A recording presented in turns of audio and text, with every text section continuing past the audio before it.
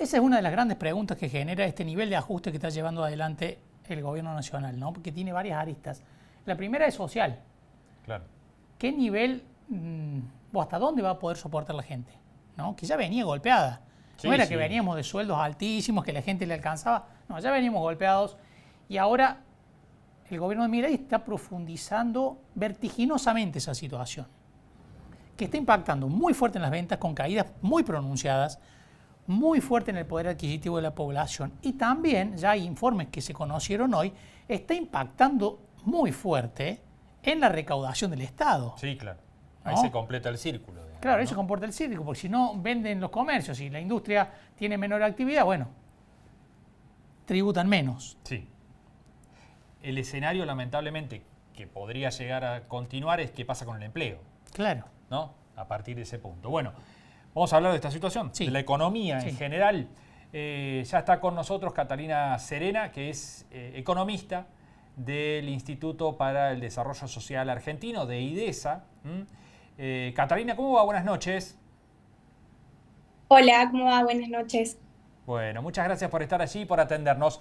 Bueno, una general primero. ¿Cómo estás viendo el panorama económico y lo que viene para adelante? Hablamos del fuerte ajuste, se habla de, bueno, del resultado fiscal que muestra el gobierno. Por el otro lado, la sustentabilidad social de ese ajuste. ¿Cómo estás viendo esas dos variables?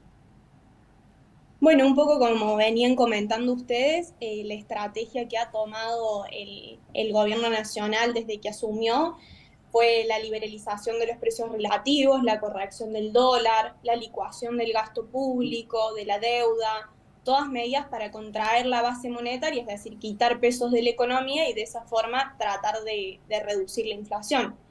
Y de bajar el déficit fiscal. Como anunció la Oficina de Presupuesto del Congreso, en enero efectivamente hubo un superávit financiero del 0,2% del PBI, pero un poco lo que planteamos desde IDESA es a costa de qué se ha logrado ese superávit financiero, que fue principalmente a costa de la licuación del gasto en áreas críticas como las jubilaciones y las pensiones. Entonces, bueno, un poco también lo que comentaban ustedes, esta estrategia de ajuste tradicional del Estado que ya hemos visto en la historia argentina, en otros gobiernos, sin embargo, nunca por ahí con la intensidad que está ocurriendo actualmente. Desde IDESA planteamos que no es sostenible en el tiempo y que sí es necesario empezar a emprender un ordenamiento integral del Estado bueno, con las reformas necesarias para poder afrontar los cambios que necesita Argentina en distintos sistemas, ya sea el sistema tributario, el previsional. Creemos que hay muchas cosas que se deben cambiar, pero en base a eso atender, digamos, a una estrategia más sostenible y no a esto que implica la licuación del gasto. ¿No es sostenible, Catalina, como esquema o no es sostenible socialmente? Las dos cosas.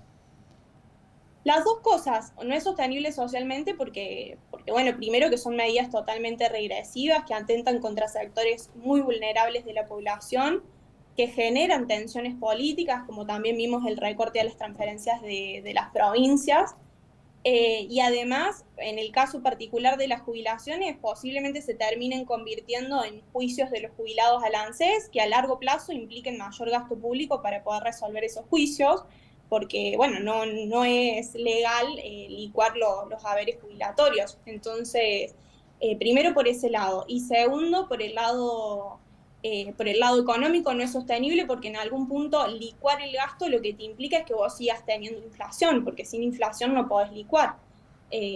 Entonces, necesariamente se va a tener que migrar a una estrategia de ordenamiento del Estado para que este ajuste fiscal o este superávit que estamos viendo pueda ser sostenible en el tiempo. O sea que se puede lograr los mismos resultados yendo por un ordenamiento del Estado y no tanto por la vía del ajuste como fue hasta aquí. Hay que migrar de un esquema al otro. Exactamente, eso es lo que planteamos desde el instituto, la necesidad de migrar hacia un ordenamiento del Estado que implique por el lado de los gastos la necesidad de una unificación impositiva. O sea, nos parece insostenible que desde distintos niveles del Estado, nacional, provincial y municipal, nos estén cobrando impuestos por un mismo hecho imponible. Eso claramente hay que modificarlo.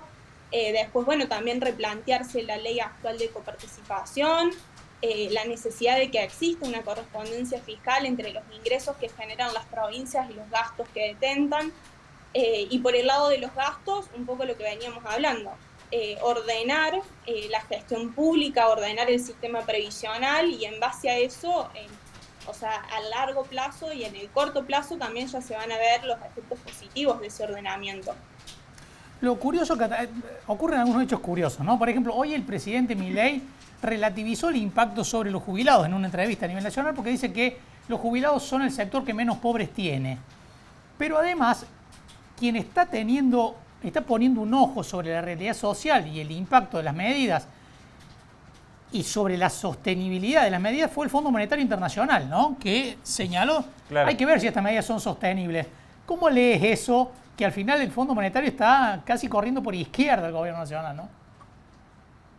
Sí, es que es una realidad que me parece que lo ve cualquier analista económico. O sea, si bien en las cuentas públicas están cerrando y los números son positivos porque se está mostrando que efectivamente los ingresos son superiores a los gastos, como dije anteriormente, o sea, no es sostenible en el tiempo seguir licuando el gasto y seguir atentando contra sectores vulnerables y que dependen 100% de sus jubilaciones. En febrero tuvimos el haber mínimo jubilatorio más bajo en términos reales de las últimas 3 décadas, comparable prácticamente igual al de la salida de la convertibilidad en el 2002.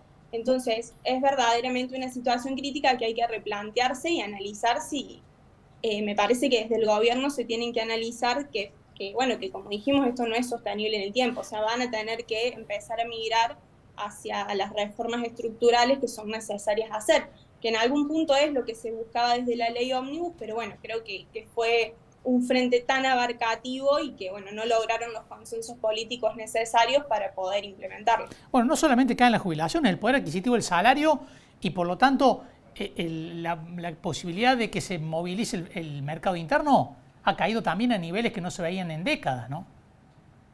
Totalmente, totalmente. Es que un poco también la recesión de la economía, la caída del consumo es también lo que colabora a que se frene un poco la inflación, porque la gente no tiene pesos, seguramente va a tener, o sea, se está viendo que los ahorristas incluso tienen que salir a vender dólares que tenían como ahorro para poder cubrir gastos corrientes de su día a día. Y bueno, y todo eso lo que termina haciendo un poco es que frene la movilidad de la economía y por ende también empiece a frenarse un poco la inflación. Es otra estrategia también que se impone para poder reducir la inflación. Claro. Catarina, por último, ¿el escenario que viene es daño en el empleo? ¿Ven que puede haber algún deterioro allí? ¿O los salarios están tan bajos que tal vez el empleo no ajuste por cantidad? La realidad es que en cuanto al empleo, los datos que se han estado viendo de tasas de desempleo en Argentina han sido las más bajas históricamente, o sea, hay poco desempleo. El tema, me parece, en el mercado laboral que hay que replantearse es la calidad de ese empleo. Claro. Porque lo que está sucediendo es que no crece el empleo registrado y que gran parte de esa masa de empleo que se refleja en los números y que por eso la tasa de desempleo es tan baja, es empleo no registrado, es decir, trabajadores en situación de precariedad que no tienen los derechos laborales correspondientes y demás. Entonces yo creo que me parece que el replanteo en cuanto al empleo va por ese lado, a mejorar la calidad de ese empleo y no tanto en cuanto a la cantidad, porque bueno, por lo menos lo que muestran los números de INDEC es que la tasa de desempleo es la más baja en los últimos años. Catalina, muchísimas gracias por estos minutos, un gusto. Un gusto, muchas gracias a ustedes. Que tengan buenas noches. Igualmente. Noches. Bueno, ahí estaba Catarina Serena, economista de IDESA, del Instituto para el Desarrollo Social de Argentina. Llegamos al final Así de esta es. edición de Entre Líneas. Nos vamos a reencontrar el jueves, como siempre, a las 21. Adiós. Chao.